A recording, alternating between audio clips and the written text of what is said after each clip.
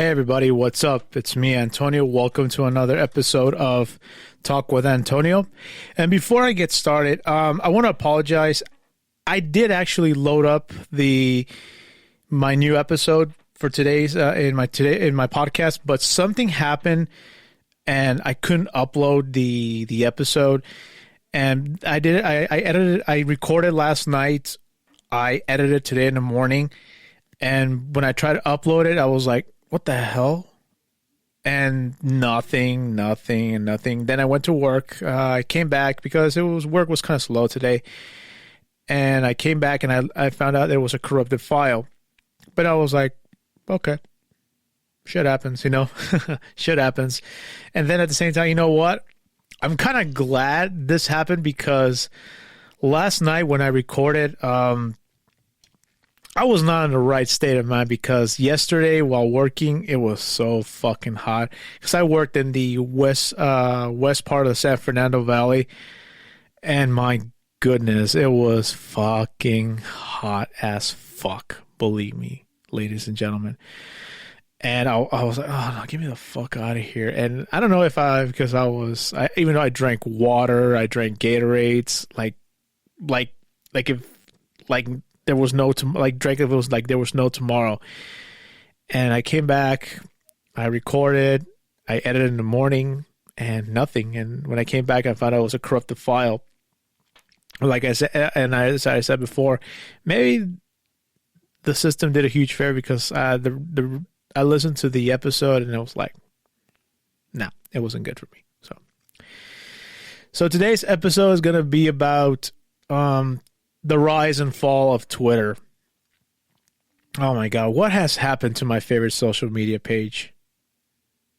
It has become a fucking cesspool of hate speech and all that shit, and Elon Musk isn't doing a damn fucking thing about that.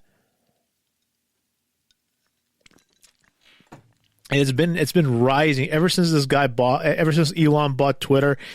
The hate speech and all that shit has gone up and up and up and up and up.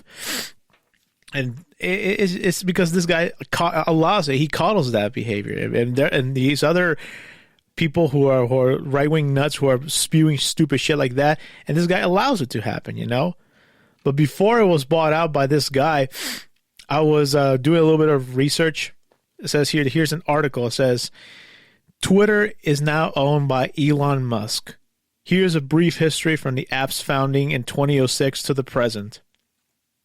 It says here, a decade ago, Twitter's future was looking bright. The company was benefiting from a flood of funding into the social networking space, eventually leading to an IPO in 2013 that raised $1.8 billion, which that does not surprise me at all. Now the company is back in private hands, and they happen to be in the hands of Elon Musk, the richest person in the world and one of the app's most high-profile provocateurs. And also, Elon Musk, when he tweets stupid shit, he actually has blocked a lot of people. I think I kind of believe that he did block me on one of my I think it was my personal Twitter page, one of my first ones, I believe. I think I wrote something and this fucker didn't like it and he blocked me. Bro, fucking no, And it says here that it's a massive moment. Twitter has become a key place for people to debate, joke, and pontificate in their own circles of politics, sports, tech, and finance. It's also served as a platform that gives voice to the voiceless, helping protesters organize and express themselves and represent regimes around the world. That right there, if that's the case, how come Twitter's not allowed in China or Iran? Hell, even Cuba. I don't see... Twitter's banned in those kind of countries, I believe. It says here also that in recent years, however, Twitter and social media rivals like Facebook have been the center of controversy over the distribution of fake news and misinformation, sometimes leading to bullying and violence. Okay. That right there, that is so true because I have seen a lot of these crazy QAnon supporters spreading information, like false information. I don't like to use the term fake news because that's been used by a guy that I'm not a fan of. But they use that term a lot, especially when it came to the COVID-19 vaccine. Oh my fucking God, people.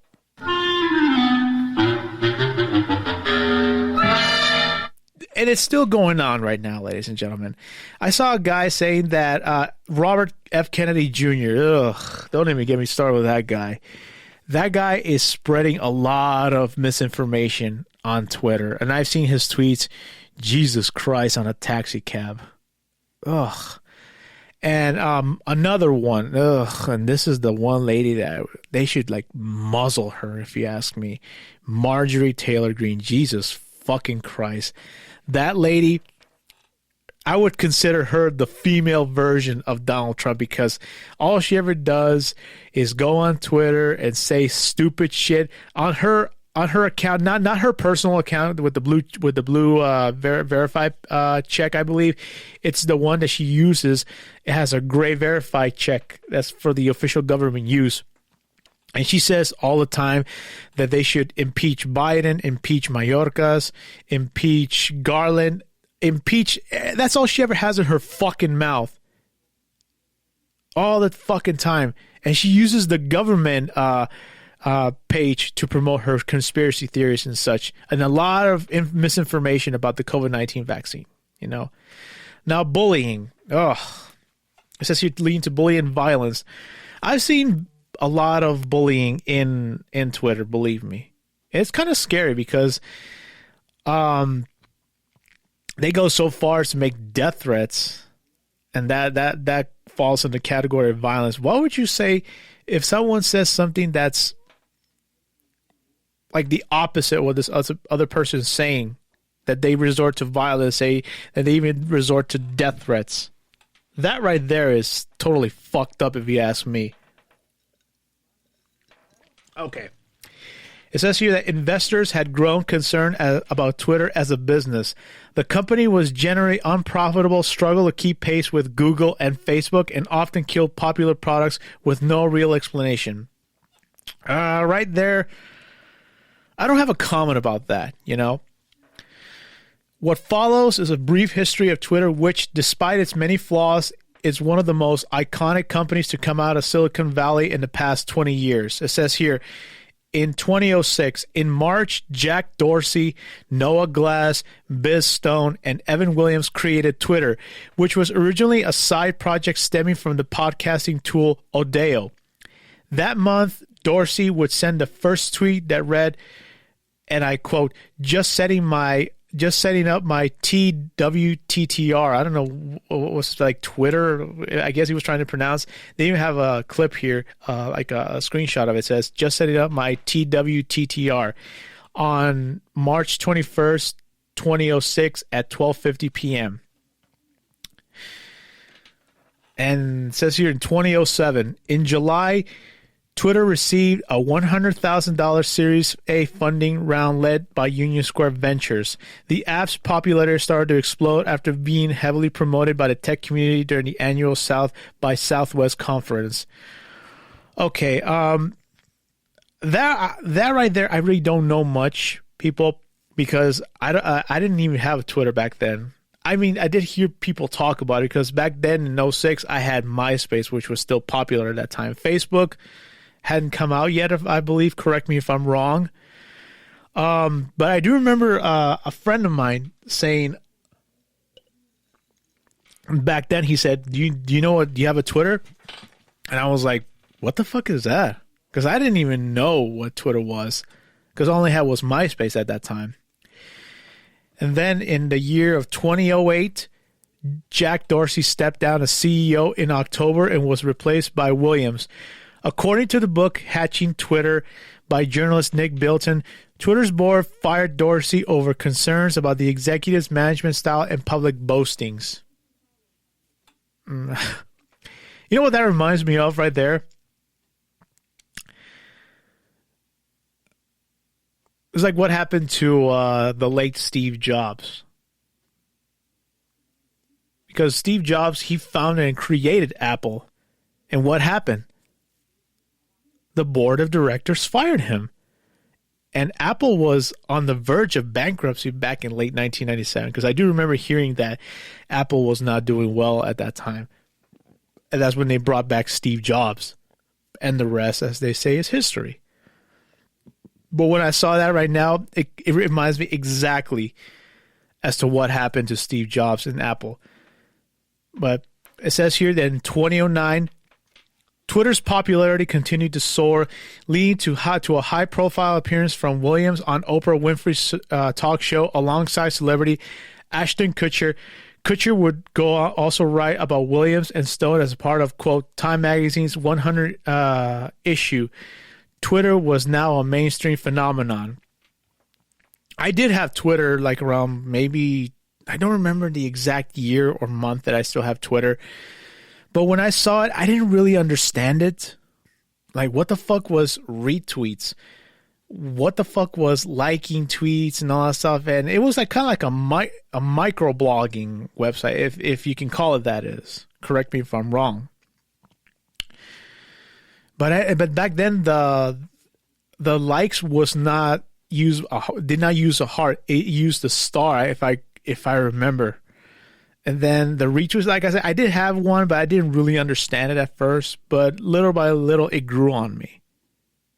And then when MySpace became, you could say, like yesterday's news, and Facebook was starting to become popular over MySpace, Twitter was still like not that far away.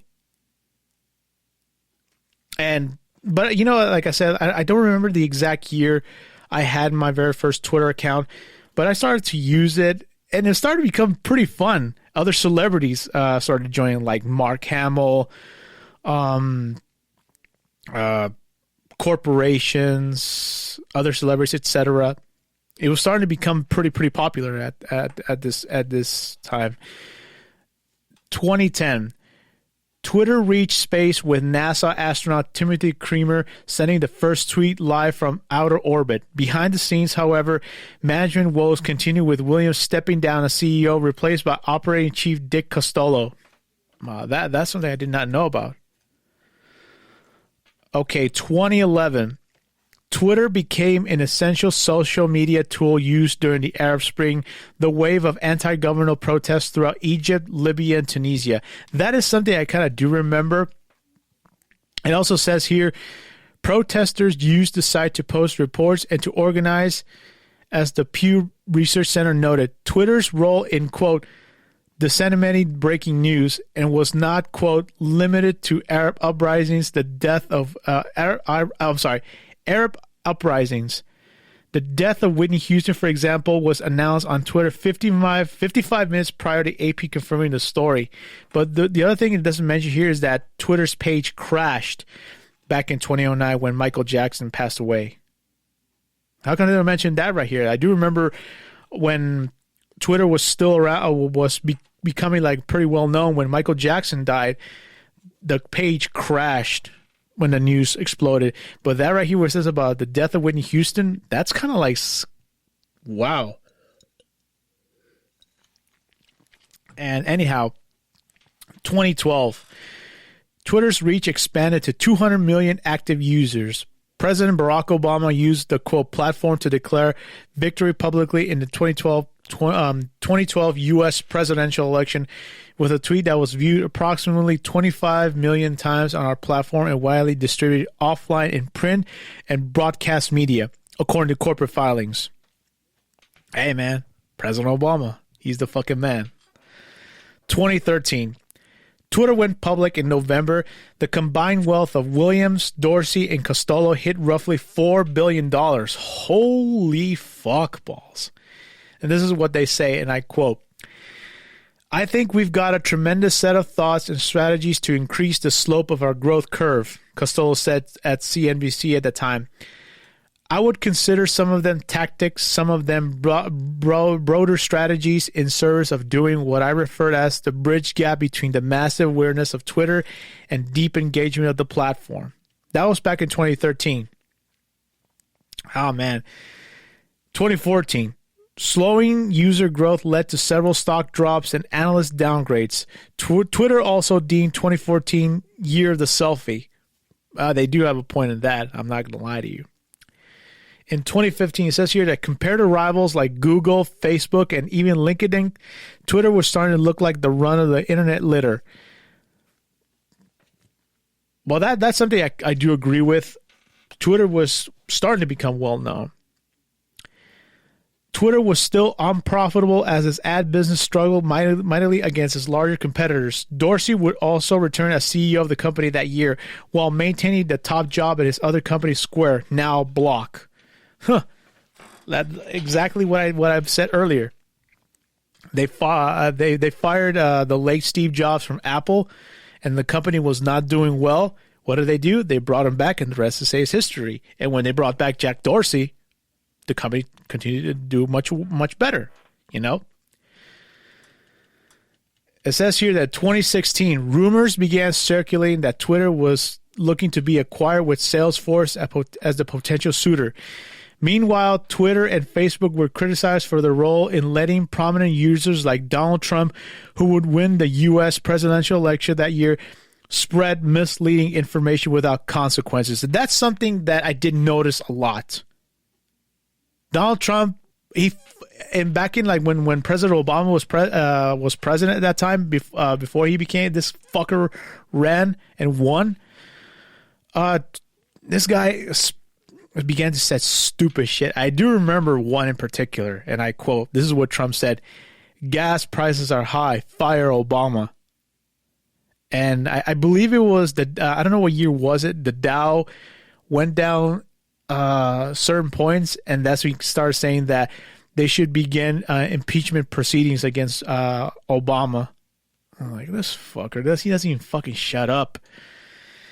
And it says here, and I quote, "Having the president-elect in our service is using as a direct line of communication allows everyone to see what it is on his mind at the moment," Dorsey said at the time. We're definitely entering a new world where everything is on the surface and we can see it in real time and we can have conversations about it. Okay. 2017. For a moment, Twitter appeared to be on the upswing. Its stock was finally trending upward as the company's finances were improving. Meanwhile, Trump as president continued to use Twitter as his megaphone. According to Twitter's own data, quote, "Trump was the most tweeted about global leader in the world and in the United States that year," CNBC reported. It doesn't surprise me because in the years when this guy was quote unquote president, he kept saying all the fucking things that happen on Twitter, bragging about the economy, doing all this shit, and I'm like, okay, good for you, dude. Bra fucking no. You know, but he never shut up in that website. And you know what kind of pisses me off about this day and when Trump was on Twitter? Trump used Twitter on an unsecure phone, while President Obama, when he became president, he was not allowed to use his BlackBerry phone. They didn't even allow to use any type of social media page at that time. Why is it that President Obama was not allowed to use his own phone on any social website, but Trump all the fucking time used an unsecured phone and tweeted all the time? That's when I always found out that was like so fucking biased, if you ask me. But hey, I'm just another guy saying my opinion. But, you know. It says here in 2018, Dorsey and Facebook's then operating chief Sheryl Sandberg testified before the Senate Intelligence Committee about alleged interference by Russia-linked actors in the 2016 election. Trump and fellow Republicans became increasingly vocal about alleged political bias by Twitter and other social media sites. Quote, "In fact, from a simple business perspective and to serve the public conversation, Twitter is incentivized to keep all voices on the platform," Jack Dorsey said at the time. Okay. And I've noticed that a lot of Republicans and right-wing nuts are always posting a lot of shit on Twitter. And when I read that didn't surprise me. I'm not going to lie to you. Okay. 2019. Analysts found correlations between President Trump's voracious use of Twitter in various markets, including gold, underscoring the cultural power of Twitter. Trump met with Dorsey. A Twitter spokesperson said, quote, Jack had a constructive meeting with the President of the United States today at the President's invitation. Quote, they discussed Twitter's commitment protecting the health and public conversation ahead of the 2020 U.S. elections and efforts underway to respond to the opioid crisis, the spokesperson said. And yeah, I guess he wanted like to voice his, you know how Trump is. Hey, here comes the year of 2020. As COVID-19 spread across the globe, the spread of misinformation dominated the online conversation. And that is something I notice a lot. And especially coming from Trump saying that, that it was all a hoax and that it's all fake news. Every time that they mention something, Trump would always come on to her and say, this is fake news and the fake social media and the sleazeballs, and then it's all a hoax. Because Trump, when it came to COVID-19, he used the word hoax a lot, that it was the Democrats' hoax. It was not a hoax, believe me. And I'm not being an advocate for that. I'm just saying the reality. The virus it still is very real. And I've had conversations with a person who I interviewed about a couple weeks ago, and she told me that it killed both of her parents. And that to me is so sad, that especially when the COVID-19 vaccine came out, they were spreading a lot of misinformation, a lot of lies, saying that they were installing microchips into the vaccines. That especially like very religious people were saying that you don't need vaccine, all you need is God and prayer, and we all know how that fucking went. And even I've had family members who are not really believers of the vaccine. He told me that he got the vaccine. He started having like problems with his arms, and he also reads a lot on the internet, like conspiracy theories and whatnot. And that to me is not good. Like, he doesn't have none of these social media pages, but when I've had conversations with this family member, I mean, I love the guy. He's a very, very cool dude, but he reads too much misinformation about the vaccines and all that whatnot. And I'm like, it's kind of worrisome, because whenever I see people write on Twitter about lies, it just baffles me. And I've seen people who write stuff on Twitter about the end of the world or other misinformations about the COVID-19 virus or the vaccine. It's mind-blowing, if you ask me, people. But whatever. Okay. Now in 2021, Twitter permanently banned Trump over the inflammatory comments the president made during the U.S. Capitol riots in January that the company said that could lead to, quote, further incitement of violence.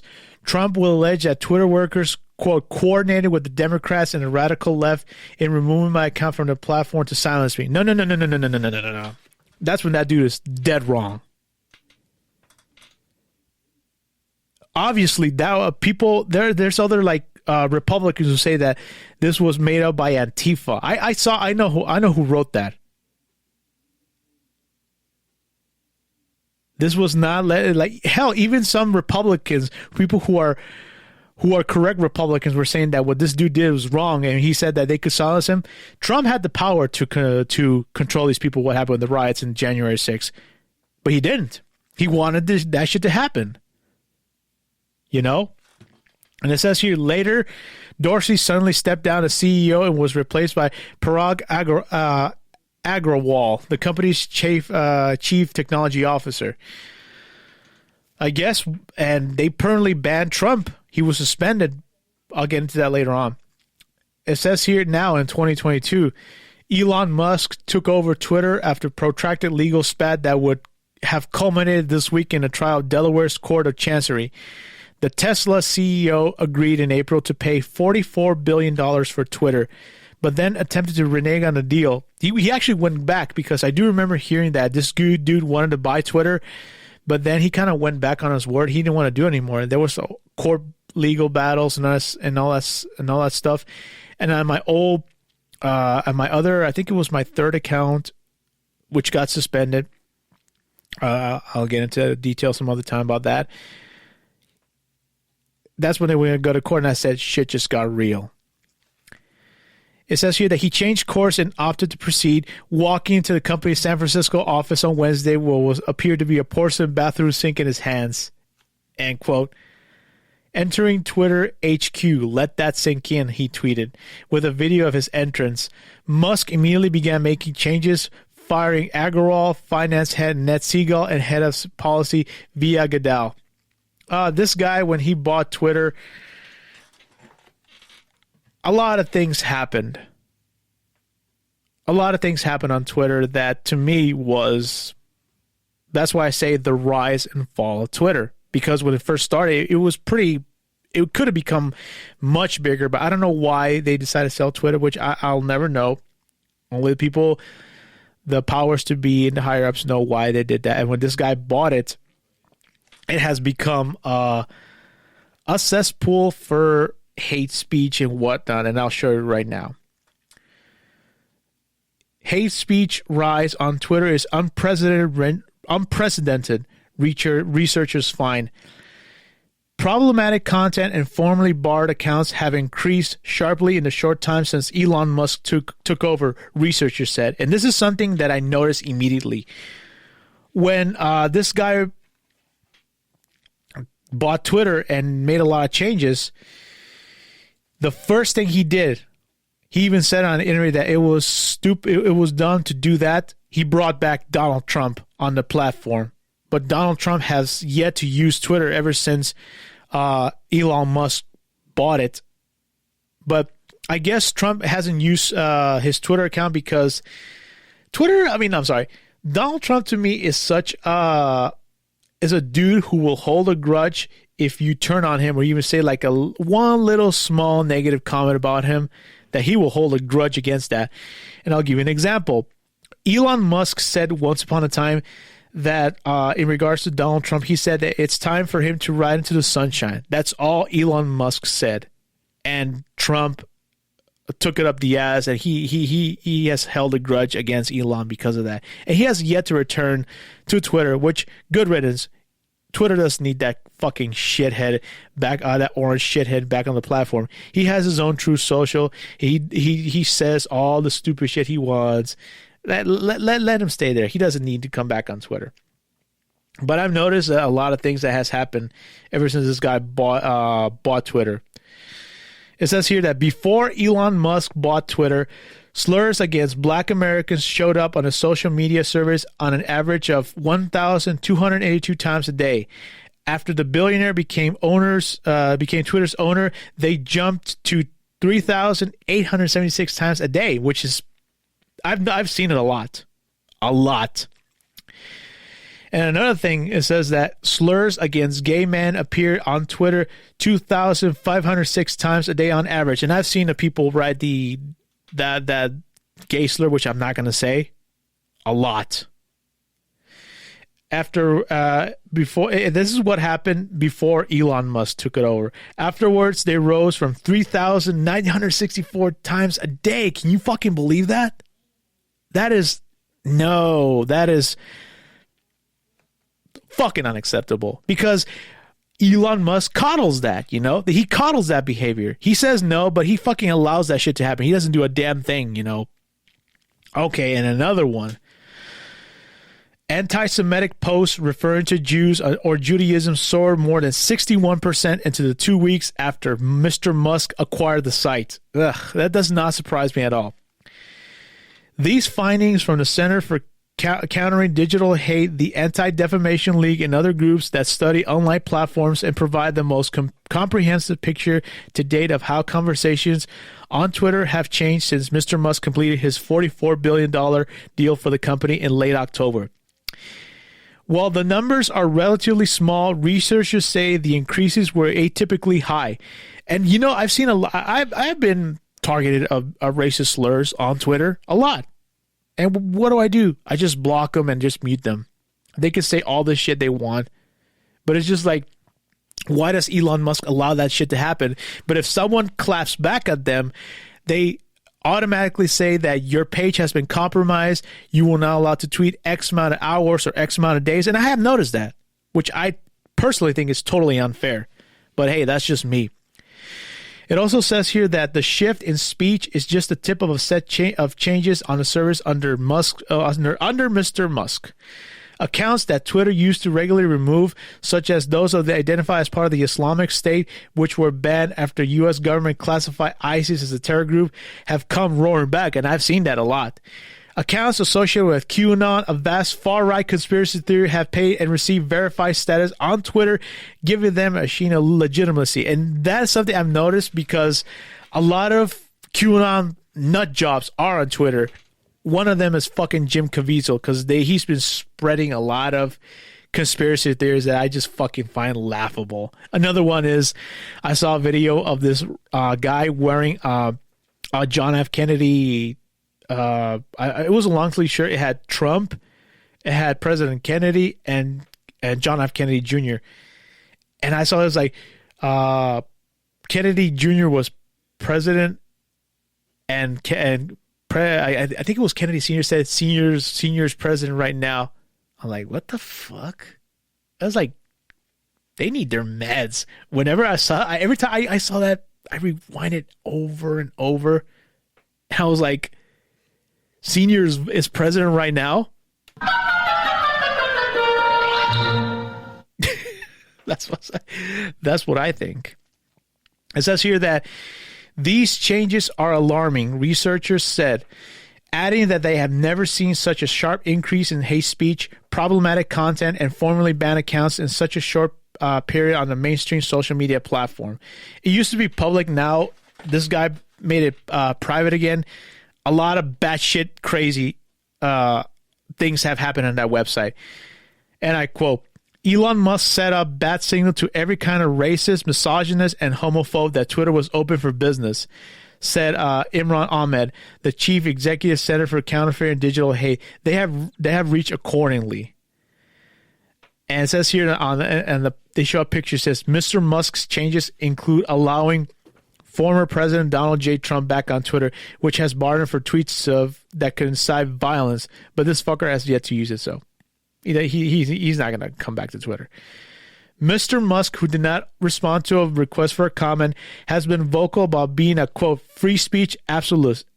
I can't pronounce that word. I'm sorry. Quote, who believes in unfettered discussions online. He has moved swiftly to overhaul Twitter's practices, allowing former President Donald Trump, who was barred for tweets that could incite violence, to return. That doesn't surprise me. This fucker allowed this cocksucker to return. Last week, Mr. Musk proposed a widespread amnesty for accounts that Twitter's previous leadership has suspended, and on Tuesday, he edited forms of a policy against COVID misinformation. That doesn't surprise me because when he did that, more misinformation on the coronavirus was reaching to the top, you know? And I was like, I saw a tweet that says mask causes homosexuality. I'm like, that fucker did not just wrote that. I was like, he said mask causes homosexuality? What?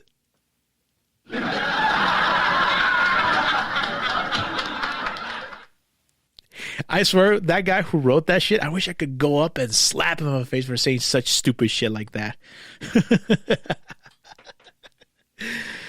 But anyhow, it also says here that, but Mr. Musk has denied claims that hate speech has increased. Of course he's not going to admit it. He sees it. He just he just doesn't say a damn thing about it because deep down, we all know that he fucking approves of that fucking bullshit. Last month, he tweeted that a downwards trending graph that he said showed, quote, hate speech impressions had dropped by a third since he took it over. Yeah, sure. He did not provide underlying numbers or details of how he was measuring hate speech. It hasn't, because it's been more prevalent under his watch.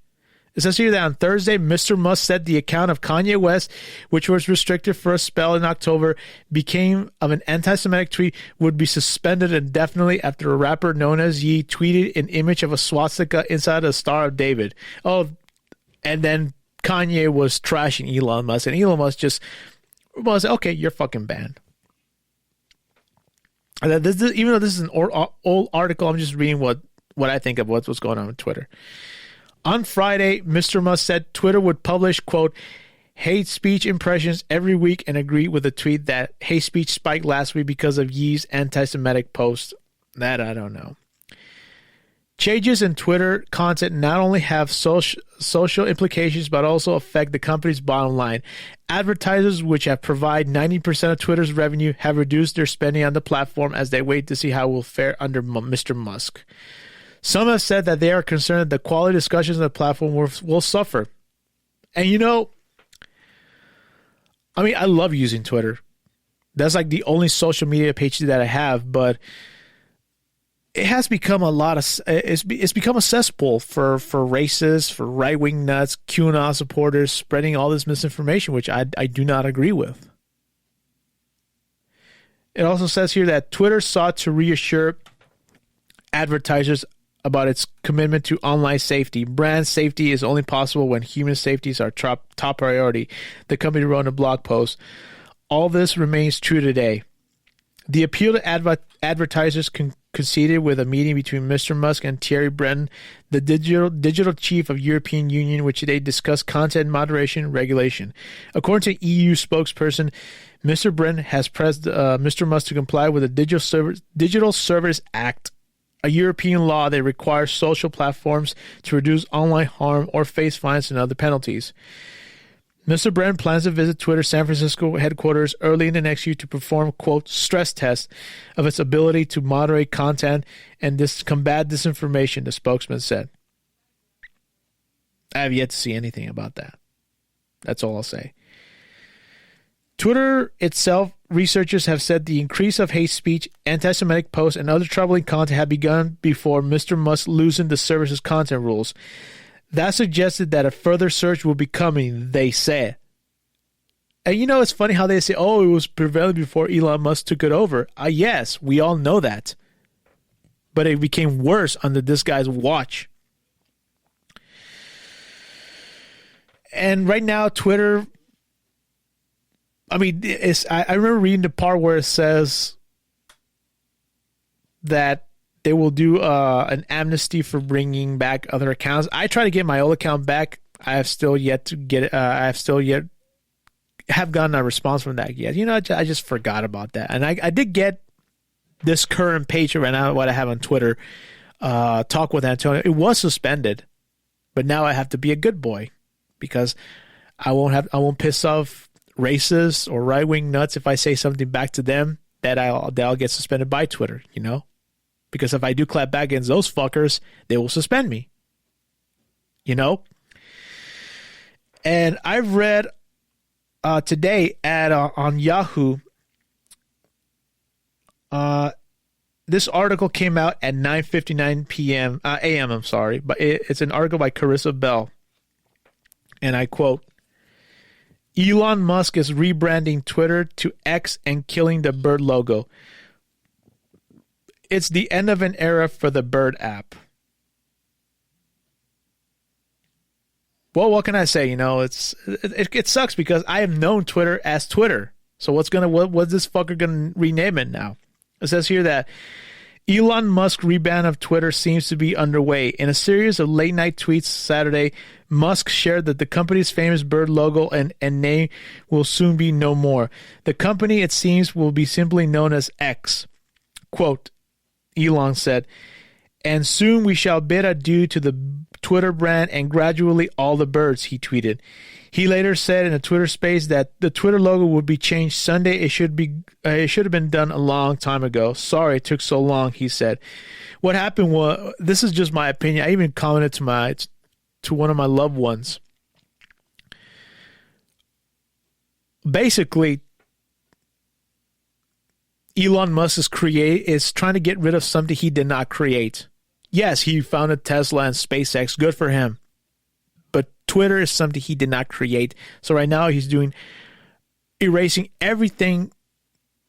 What was once Twitter. He's erasing everything he did not create. He's trying to what they say, start from scratch. It says here that later that night, he reportedly emailed employees about the change. According to platformer Zoe Schiffer, Musk emailed staff saying the company would become X and that his note, quote, was the last email he'll ever send from a Twitter email address. What a shame, Twitter didn't immediately respond to a request for a comment. It's been long known that Musk favors the X branding, the banking startup he co-founded in 1999 called X.com, and his recently announced AI venture is called XAI, and Twitter's holding company was renamed to X Corp in April. Musk has also talked about how X would help Twitter become an everything app. Though Musk has offered few specifics on this vision, many believe he's referencing apps like WeChat, the most popular app in China, that people will use for hosts of everyday activities like payments and shopping in addition to social networking. And Elon Musk tweeted at 12:03 a.m. April 11th, 2023, X. Still officially abandoning the Twitter brand could be a risky move for Musk. That is absolutely so true.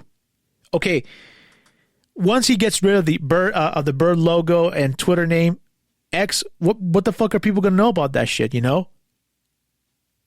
I, for one, I'm not going to lie to you, ladies and gentlemen. I'm actually kind of sad about that because I use Twitter a lot. What the fuck am I going to call it? I'm going to go on the X app to say about this?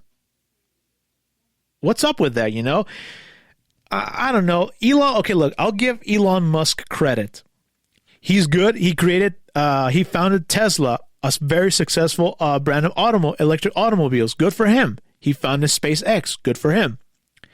But what the fuck does he know about a social media website? How to handle a social media website? He doesn't know anything about this shit, It says here that the company is already facing an advertiser exodus that resulted in a loss of more than half of the company's ad revenue. A rebrand could further alienate advertisers. At the same time, Musk must be betting that a new name and identity could help the company shed its ties to its former leadership and the decisions made under them, both of which have been deeply critical. He's been deeply critical of. Okay.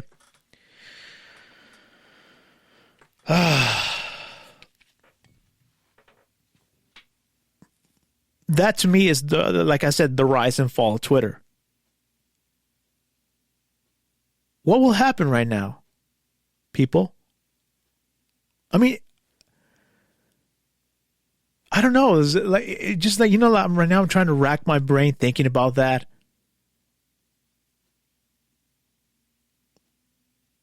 It stinks, I'm going to go on the X app. No, I say when I'm going to go on Twitter right now. I use the app to say I'm going to retweet, I'm going to favorite and all that stuff. I'm going to like comments and all that stuff. But people are going to say the X app. What the fuck? And I do remember there's other alternatives coming out. One is Hive. Hive is still, oh my God. I mean, I'm not going to say it sucks because it's still relatively new. I mean, I have a Hive account. I also have Threads, but that's another one right now that I'm still getting used to it. And I have a Thread account. I see it's basically a copy of Twitter, which was like the old Twitter. And Elon Musk sued Meta and Mark Zuckerberg because of what happened. And why? Because people are flocking either to Threads or Hive. And it's funny that I saw I don't know who put the screenshot that they were using when they created a new Twitter account. They used the same email for Threads, and it said there, correct me if I'm wrong, it said, you have this email, you use the same email for Threads. In order for you to continue creating a new Twitter account, you must delete Threads. What the fuck? Who is this guy to tell people what to do, I totally disagree with that. Fuck Elon Musk in that aspect. And he is suing Meta and Mark Zuckerberg. I don't know what's going on right now with that lawsuit.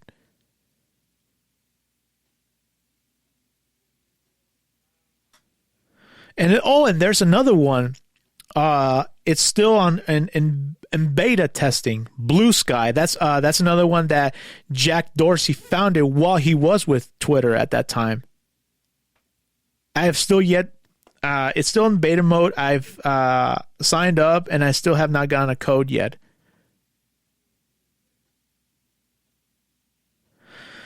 But all I can say is that with Blue Sky, I mean, people are still using Twitter up until I don't know if there's going to be more of a max exodus and go to Threads or Hive or the new one, Blue Sky.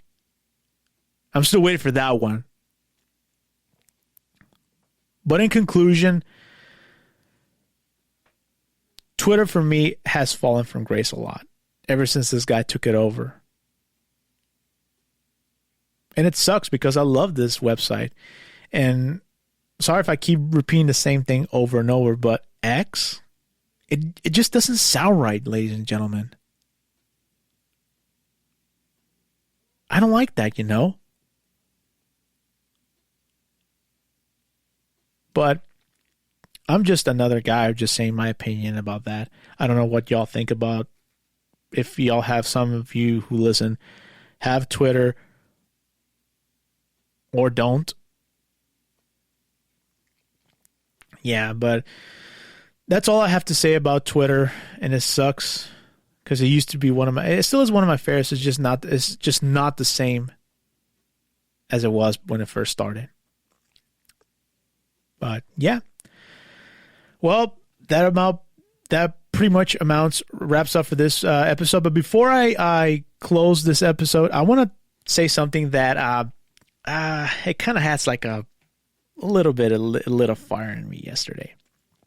Okay, as y'all know, I work as a delivery driver, and I was just I was doing like a mini documenting what was going on. Yesterday when I was working in the west part of the San Fernando Valley, I was picking up an order at this fast food joint, and there was another guy who was another driver picking up, and we had a conversation. And he said something to a degree of like, it kind of made me like think a lot. I was thinking about pretty much the entire day that I've noticed that this says, he showed me that there was a lot of the workers use the same app because they're hiring more people. They're not paying as much. And he showed me that he was getting orders, and so was I, like $3, $4 orders. I'm like, that doesn't even cover a gallon of gasoline, you know? And then yesterday I went on TikTok, and I just voiced my concern of what was going on. And I posted on Instagram, and I posted on TikTok. And oh my God, I kid you not, there was a lot of negative comments. It was like I was being bombarded saying, there was this one guy, he was just another typical boomer who was saying, oh, you should get a $40, 40-hour 9-to-5 job and this and that, isn't that? Like, you're like your typical boomer. He wasn't rude, but he wasn't cordial at the same time. So I was just like, whatever. And there was another stupid ass fuck. He just said, get a real job. Okay, well, why don't you go fucking do it then, huh? Since you went on my page and on my video to comment saying get a real job, why don't you fucking do it, huh? I don't get it with people who are saying that delivery driving is not a job. It is a job. You go pick up, you go to the restaurant or do shopping, whatever, and you get paid. That's a job nonetheless. I don't get it. We say, oh, get a real job. Stupid. People who talk on social media like you just shut the fuck up, you know? Especially the guys that get a real job. Why don't you go fucking do it then, huh? Yeah, I'm sorry, people. I just had to get this shit off my chest. But other than that, right now, it's been going well. Yesterday was a pretty good day. It was hot, but it was worth everything, you know? And I did clap back at this stupid because yesterday a very special person of mine said, don't let it get to you. Clap back at them. And I am. The guy who said get a real job, go fuck yourself. You know? Well, that about wraps up for this week's episode. And once again, people, I apologize. I couldn't upload it earlier. And right now, I'm kind of glad it did because I just redo the episode all over again. So Once again, thank you all for your support and listening, and I look forward for this coming week's episode, and you will see on Twitter what's it going to be about. Thank you all, and have a great night. Bye-bye.